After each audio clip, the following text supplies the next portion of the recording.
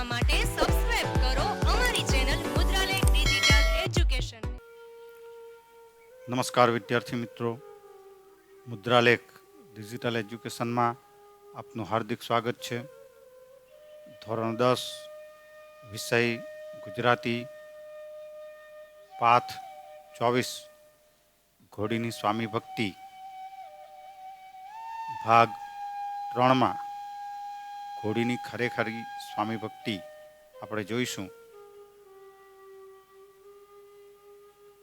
માં સેટલ જાણે માથાના વાળ છૂટતા મેલીને રમણે ન ચડી હોય એમ એના પાણી ઘૂઘવાટા મારે છે. બે કાંઠે 50-50 માણસ પૂર ઉતરવાની રાહ જોતું બેઠું છે. આંબા પટેલને આંખની ઓળખાણવાળા 2-5 આદમીએ આવીને રામ રામ કર્યા. માં સેતલ એટલે શેત્રુંજી નદી. જેમ કોઈ સ્ત્રી પોતાના માથાના વાળ છૂટા કરીને ધૂણતા હોય એમ એ રમણે ચડ્યા હોય એવું લાગે છે. એના જે પાણીના સુસવાટા છે એના ગુગવાતા મારે છે અને નદીના બંને કિનારે, આ કાંઠે અને સામેના કાંઠે બંને કિનારે 50-50 માણસો જેવા માણસો પૂર ઉતરવાની, પૂર એટલે પાણી ઉતરવાની રાહ જોઈને બેઠું છે. આંબા પટેલને આંખની ઓળખાણવાળા 2-5 આદમીએ આવીને રામ રામ કર્યા અને આંબા પટેલને એક પ્રતિષ્ઠિત માણસ છે અને એ પ્રતિષ્ઠિત માણસ હોવાને કારણે જેને આંખની ઓળખાણ હતી એટલે જોઈને જે ઓળખતા હતા એ લોકોએ આંબા પટેલને આવીને રામ રામ પણ કર્યા. શેત્રુંજીમાં પાણીના લોઢે ઉછળતા જોઈને આંબા પટેલ ઘડીભર મૂંઝવણના વમળમાં ફસાયા. શેત્રુંજી નદીની અંદર જે પાણી છે એ ખૂબ ઊંચા એના મોજા ઉછળતા હતા. એ જોઈને આંબા પટેલ ઘડીક મૂંઝાઈ ગયા. શું કરવું?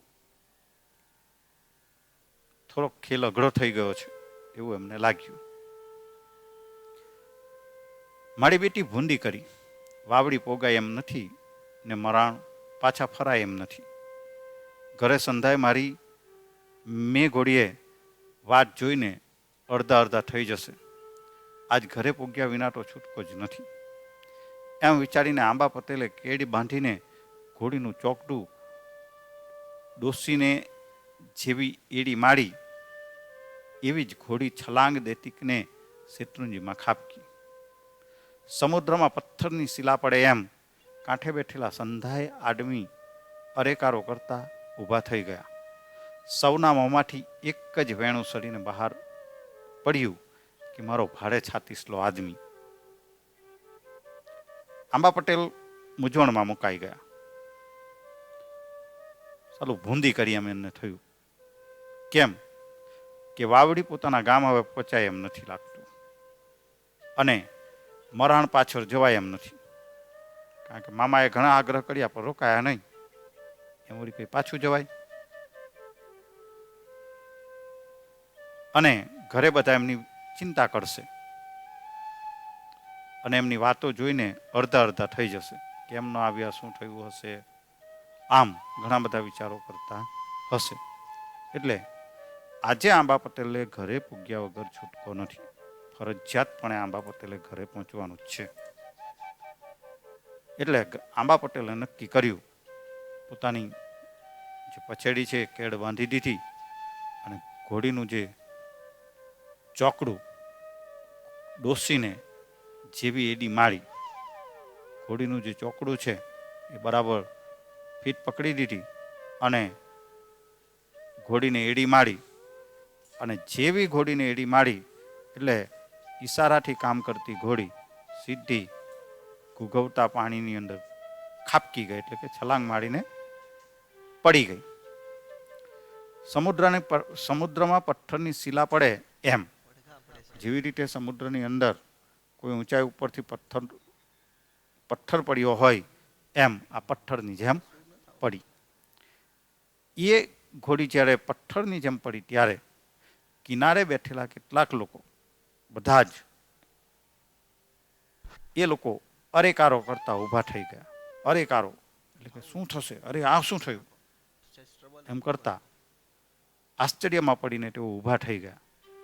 અને સૌના મોઢામાંથી એક જ શબ્દ નીકળતા હતા કે માથે આ માણસ હિંમતવાળો માણસ છે, ભારે છાતીસલો માણસ, એટલે કે બહુ હિંમતવાળો માણસ છે. બાકી આવા પાણીની અંદર કોઈનું ગજું નહીં કે એ ખાબકી શકે. શેત્રુંજીના ભારે પૂરમાં ઘોડી હુબડક ફડાક કરતી પાણી કાપી રહી છે. પાણીના મોજા ઘોડીને દડાની જેમ ઉછાળે છે. કાંઠે ઉભેલા સૌ એ જાય કરે છે. ઘોડી તો પગના શેલાડાથી નદીનો પટ કાપી રહી છે. આંબા પટેલને ઘડીભર તો થયું કે મારું બેટું તાણ ભાડે છે. આવા તાણમાં ઘોડી બાપડી તાકાત કેટલી કરે. મેં પૂળમાં પડવાની છોકરામત ન કરી હોત તો ઠીક થાત. જેમ તેમ કરતી ઘોડી કાંઠે ઠુકડી પહોંચી ને હડપ કરતી સતલાંગ માળીને કાંઠે જઈને પડી.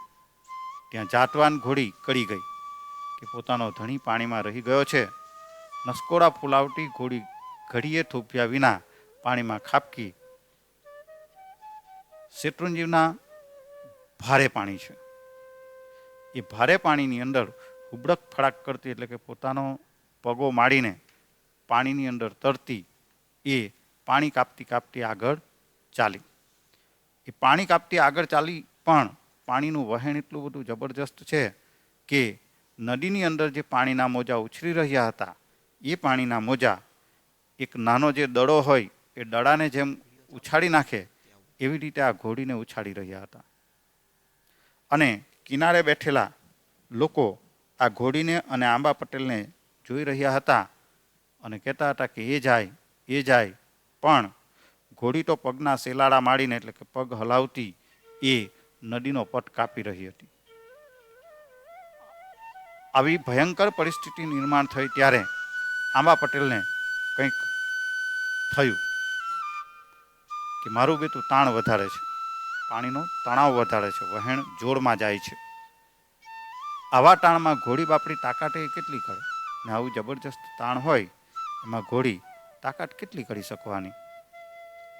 અને હવે આંબા પટેલને થયું કે મેં પૂળમાં પડવાની છોકરમાં, એટલે કે છોકર બુદ્ધિ, નાના છોકરાની જેમ બુદ્ધિ ચાલે તેવી છોકરા જેવી બુદ્ધિ ન કરી હોત તો ઠીક થાત. પણ એ આંબા પટેલના મનની અંદર ચાલતી વાત છે. ત્યાં સામે જેમ તેમ કરતી ઘોડી કાંઠે પહોંચીને હડપ કરતીને ઠેકડો મારીને એ કિનારે આવી ગઈ. સલાંગ મારીને કિનારે આવી ગઈ. પણ એ કિનારે કાંઠે આવ્યા પછી આંબા પટેલે જોયું, કાંઠે આવ્યા પછી ઘોડીએ જોયું કે પોતાનો જાતવાન જે ધણી છે એ પાણીમાં રહી ગયો છે. એટલે એ તરત જ નસકોરા ફૂલાવતી ઘડીક પણ થોભ્યા વિના એ પાણીમાં ખાબકી ગઈ. એટલે નસકોરા ફૂલાવતી થોડો પણ વિચાર કર્યા વગર એ ફરી પાછી પોતાના ધણીને શોધવા માટે, એટલે કે પોતાના માલિકને શોધવા માટે એ પાણીમાં ખાબકી ગઈ અને એને શોધવા નીકળી. આંબા પટેલ પાણીના વહેણમાં તણાતા હતા. તરવાની કાહડી ફાવતી નહોતી. તેઓ હરેરી ગયા હતા. ત્યાં સડાટ કરતી ઘોડી આંબા પટેલ ઠુકડી જઈ પહોંચી. ઘોડીને જોતા જ આંબા પટેલ સઘળી તાકાત ભેગી કરીને, બાપ ધેલ તું આવી કે, કહેતા એને ઘરે વળગી ગયા. ચતુર ઘોડીએ પાણીમાં પંથ કાપવા માંડ્યો. પાણીના વહેણમાં ફંગોરાટી ઘોડી મહામુસીબતે કાંઠે આવી. આંબા પટેલ પાણીના વહેણની અંદર તણાતા હતા. તરવાનો એમને વધારે પડતો અનુભવ હતો નહીં, એટલે એમને તરવાની ફાવટ આવતી હતી નહીં. અને એને કારણે તેઓ થાકી ગયા હતા, હરેરી ગયા હતા. ત્યાં સડસડાટ કરતી ઘોડી પાણીમાંથી આંબા પટેલની પાસે પહોંચી ગઈ. આંબા પટેલ ઠુકડી એટલે કે પાસે પહોંચી ગઈ. ઘોડીને જોતા જ આંબા પટેલ સઘળી તાકાત ભેગી કરીને, બાપ ઢેલ તું આવી કે. જેવી ઘોડી એની નજીક આવી એટલે આંબા પટેલ એકદમ હિંમત હારી ગયા હતા, થાકી ગયા હતા. એમની પાસે તાકાત રહી નહોતી, છતાં પણ એમની બધી તાકાત ભેગી કરીને એ બાપ ઢેલ તું આવી કે એમ કહેતા એને ઘરે વળગી ગયા. અને ચતુર ઘોડીએ આંબા પટેલ જેવા ઘરે વળગી ગયા એટલે ચતુર ઘોડીએ પાણીમાં જ પંથ કાપવા માંડ્યો. પાણીમાં એ ફંગોરાટી મહા મુસીબતે કાંઠે આવી.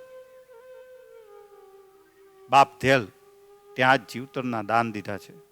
કહેતા આંબા પટેલની આંખોમાંથી ડબક દેતા બોર આંસુ સરી પડ્યા. તેણે ક્યાંક સુધી ઘોડીના વાસા પર હાથ ફેરવ્યા કર્યો. મોતના મુખમાંથી આંબા પટેલને ઘોડીએ બહાર કાઢ્યા છે. એટલે આંબા પટેલ એનો આભાર માને છે કે બાપ ધેલ ત્યાં જે મારા જીવતરના એટલે કે મારા જીવનનું તે દાન આપ્યું છે. અને એ દાન આપ્યું છે એ જોઈને આંબા પટેલની આંખોમાંથી આંસુ વહેવા લાગ્યા. તેમણે ક્યાંક સુધી ઘોડીને વાસા ઉપર એટલે કે એની પીઠ ઉપર પસવારતા ત્યાં ઊભા રહ્યા. આંબા પટેલ જ્યારે વાવડીના પાદરમાં પહોંચ્યા ત્યારે ઠાકર મંદિરની ઝાલર બજી રહી હતી. ઘોડી માથેથી ઉતરીને પટેલ ઠાકર મહારાજને બે હાથ જોડીને પગે લાગ્યા. આંબા પટેલ જ્યારે પોતાના ગામ વાવડીના પાદર પહોંચ્યા ત્યારે ઠાકોરજીનું મંદિર એટલે કે કૃષ્ણનું જે મંદિર કહેવાય એ મંદિરની અંદર આરતીનું ઝાલર વાગતા હતા.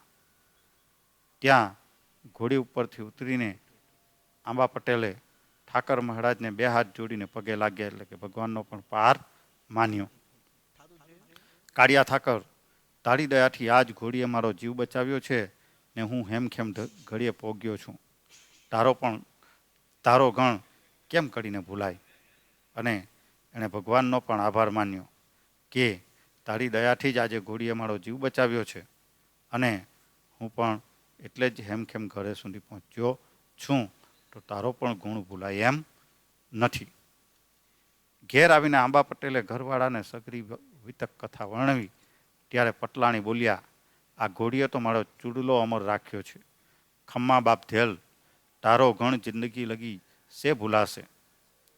અને જ્યારે આંબા પટેલે પોતાનો જીવ બચાવ્યો છે ઘોડીએ એવું જ્યારે એમની પત્નીને કહ્યું ત્યારે એમની પત્ની પણ ઘોડીનો આભાર માને છે અને કહે છે કે તે જે મારા ઉપર ઉપકાર કર્યો છે એ ઉપકાર હું જિંદગીભર ભૂલી શકું એમ નથી. એમ કહેતા પટલાણીએ રસોડામાંથી ઘીનો ઘાડવો લાવીને આંબા પટેલ કને મૂક્યો ને બોલ્યા. એટલું કહેતા આંબા પટેલની પત્ની ઘરની અંદર રહેલો જે ઘીનો ઘાડવો એટલે પહેલાના સમયની અંદર માટીના વાસણની અંદર ઘી રાખતા એ લઈ આવ્યા અને આંબા પટેલ પાસે મૂકીને એમણે કહ્યું, બાપડી ઢેલ પાણીમાં બહુ મવ થઈ ગઈ હશે, એને ઘી પાવ ત્યાં લગણ હું કોઠીમાંથી ગોળની ભેલી કાઢી લાવું છું. બાપડી ઢેલ એટલે કે ઘોડી પાણીની અંદર ખૂબ થીજી ગઈ હશે, થાકી ગઈ હશે, હિંમત હારી ગઈ હશે. એને ઘી પાવ ત્યાં લગણમાં હું એને તાકાત મળે એવું કોઠીમાંથી ગોળની ભેલી એટલે કે ગોળનો ભાગ એટલે કે ગાંગડો હું કાઢી લાવું છું. આમ આ પાઠની અંદર આપણે એક પશુ પ્રત્યેનો જે પ્રેમ છે એ પશુ પ્રત્યેનો પ્રેમ આપણી સામે લેખકે બહુ સ્પષ્ટ રીતે સામે મૂકેલો છે. વાસ્તવિક ઘટના બનેલી છે એ ઘટનાને શબ્દસ્થ કરેલી છે. અહીં આપણે જોઈશું તો બે પશુઓ પ્રત્યેની જે લાગણી અને સહાનુભૂતિ જે છે એ લાગણી અને સહાનુભૂતિ આપણે આ પાઠમાં જોઈ. એક તો બળદ પ્રત્યેની, આજે આપણે માણસોની પણ ખબર અંતર પૂછતા નથી, ત્યાં એક પ્રાણીની પણ ખબર અંતર પૂછાય છે. અને આપણે આજે કોઈના ઉપર ગમે તેટલો ઉપકાર કરીએ તો પણ કર્યો હશે એમ કહીને જેની ઉપર ધ્યાન નથી દેવામાં આવતું, ત્યાં એક પશુને ખૂબ લાડકોડથી ઉછેર્યા છે, એ પશુ જ્યારે એના પતિ ઉપર ઉપકાર કરે છે, એનો જીવ બચાવે છે, ત્યારે એની પત્ની પણ એના ઉપકારનો બદલો આપવા માટે સહેજ પણ પાછું મૂકતી નથી. એ ચિત્ર આખા પાઠની અંદર આપણને દ્રશ્યમાન થાય છે. મિત્રો, તમે જેના માધ્યમથી એજ્યુકેશન મેળવી રહ્યા છો એવી અમારી ચેનલ મુદ્રાલેખ ડિજિટલ એજ્યુકેશનને સબસ્ક્રાઇબ કરો, લાઇક કરો અને વધુને વધુ શેર કરો.